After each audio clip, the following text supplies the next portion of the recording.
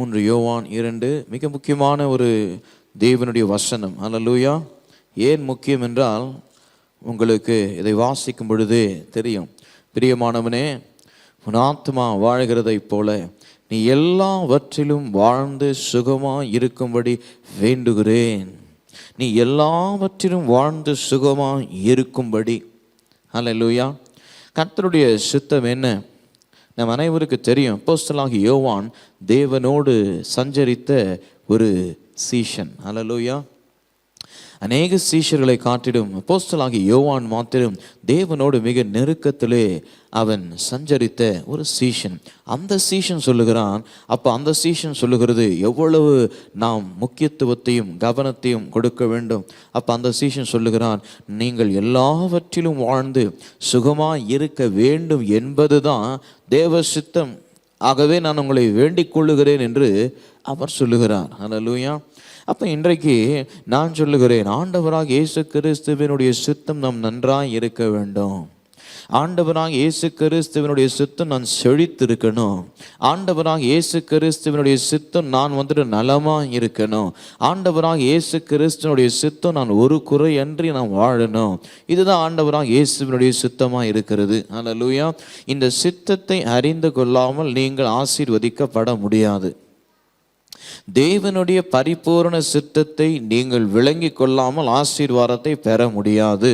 சொல்லுங்க, என் தேவனுடைய சித்தத்தை நான் உறுதியாய் அறிந்து கொள்ளாம என்னால் ஆசீர்வதிக்கப்பட முடியாது. பாருங்க, உறுதி தேவை. தேவ சித்தத்தை உறுதியாக நிச்சயமாக நான் அறிந்து கொள்ள வேண்டும். I have to be definite about the will of God. Hallelujah. கர்த்தருடைய நாமத்திற்கு மகிமை உண்டாகட்டும். அப்போ நான் ஒரு காரியத்தை சொல்றேன், நீங்க இன்றைக்கு தீர்மானிக்கணும். ஆமென். கர்த்தருடைய சித்தம் எது எது கர்த்தருடைய சித்தம் இல்லை? ஏழையா இருக்கிறது கர்த்தர் சித்தமா? பணக்காரனா இருக்கிறது கர்த்தர் சித்தமா? தரித்திரத்தில் இருக்கிறது கர்த்தருடைய சித்தமா? ஐஸ்வர்யமா இருக்கிறது கர்த்தருடைய சித்தமா? எலியா சொன்னான், நீ தேவனை சேவிக்க போகிறியா இல்லை நீ எதை சேவிக்க போற? தீர்மானம் பண்ணுன்றார். You decide today whether you serve God or you don't serve him. Decide today. அதே போல இன்றைக்கு நீ தீர்மானம் பண்ணு, கர்த்தருடைய ஐஸ்வர்யத்தில் நீ வாழ போகிறாயா அல்லது கர்த்தருடைய ஐஸ்வர்யத்தை விட்டுட்டு நீ தரித்திரத்தில் வாழ்ந்து கொண்டு உன்னையே தேற்றி கொண்டு இருக்க போகிறாய்? You decide yourself. அப்போ to decide what do I need, what is the foundation for my decision, what is the foundation upon which I can ground myself is the word of God. Hallelujah. Without the word of God I cannot ground. I do not have a grounding to stand. Hallelujah. ஏதோ ஒன்று நான் யோசனை பண்ணிக்கினேன், ஏதோ நான் ஒன்று கற்பனை பண்ணிக்கிட்டு இருக்க முடியாது. பாருங்க, எனக்கு ஒரு நிலையான ஒரு நிலம் வேண்டும். Hallelujah. அப்ப நான் இன்றைக்கு இந்த நிலத்துல நிக்கிறேன். சொல்லுங்க, நான் நிக்கிறேன். சொல்லுங்க, I stand in 2 Corinthians 8:9. I stand on this ground. I take charge. For God has given me the prosperity. I claim it. I receive it. I take my ground. நான் நிக்கிறேன் நிலத்துல. இது என்னுடையது. ஆமென். என் நிலம் அது, எனக்குரியது. இது அவருடைய தரித்திரத்தை நிமித்தம் ஐஸ்வர்யா நிக்கிறேன் இன்னைக்கு. ஹல்லேலூயா. என் கடின உழைப்பு எல்லாம் ஒண்ணும் இல்லை, என் ஞானம் எல்லாம் ஒன்றும் இல்லை, என்னுடைய தாளந்தெல்லாம் ஒன்றும் இல்லை. அவர் நிமித்தம் நான் இன்னைக்கு ஐஸ்வர்யவான். ஹல்லேலூயா. என் நிமித்தம் இல்லை. இவர் என்ன தூக்கி விட்டாரு, அவர் என்ன தூக்கி விட்டாரு கிடையாது. ஆபிரகாம் சொல்லிட்டாரு, ஹலோ, யார் என்ன தூக்கி விட வேண்டாம். ஆபிரகாம் சொன்னாரு, 5 ராஜாக்களினுடைய பொக்கிஷங்களையும் எடுத்துட்டு வராரு. சோதம் குமார ராஜா சொல்றாரு, நீ எல்லாத்தையும் வச்சுக்கோ, ஜனங்களை மட்டும் கொடுத்துரு.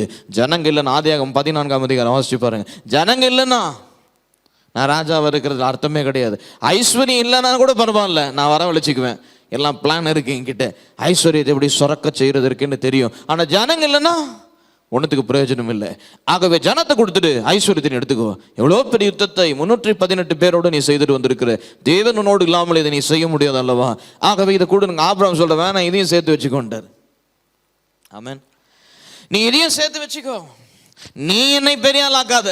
சொல்லுங்க, you don't need to make me big. My God will make me big.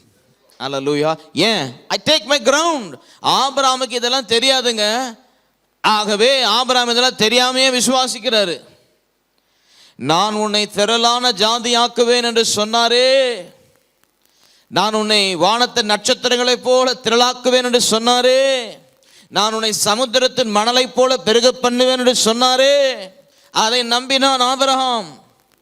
ஆகவே தேசத்தினுடைய ஐஸ்வர்யத்தை கூட வேண்டாம், என் தேவன் என்னை உயர்த்துவார் என்று சொல்லுகிறான்.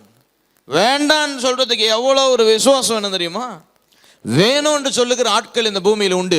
வேண்டான்னு சொல்ற ஒருத்தர் கூட கிடையாது. வேண்டான்னு ஒருத்தர் சொல்றாருன்னா அவன் தேவனை அறிந்தவனா இருக்கிறான், தேவ நீதியை அறிந்தவனா இருக்கிறான். என்னது தேவ நீதி? அவருடைய வார்த்தையை விசுவாசிக்கிறது தேவ நீதியா இருக்கிறது.